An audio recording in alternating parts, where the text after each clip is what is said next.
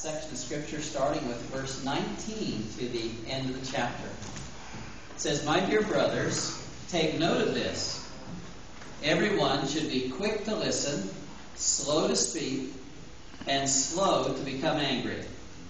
For man's anger does not bring about the righteous life that God desires. Therefore, get rid of all moral filth and the evil that is so prevalent, and humbly accept the word planted in you, which can save you. Do not merely listen to the word and so deceive yourselves. Do what it says. Anyone who listens to the word but does not do what it says is like a man who looks at his face in a mirror, and after looking at himself goes away and immediately forgets what he looks like.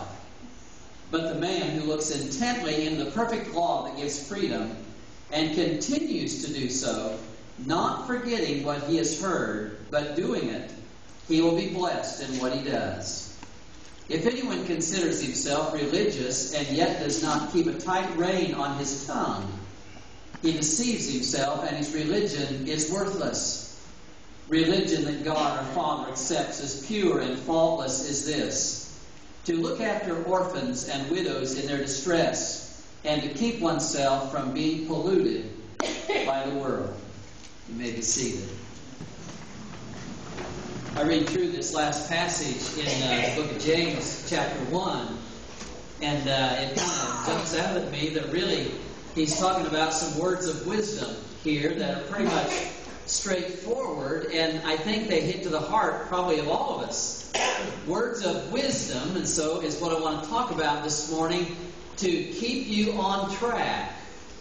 So we're going to look at what these are, but first of all, we think about the whole idea of wisdom, and I come to the conclusion that that's a commodity that just about all of us at one time or another have felt that we lacked it.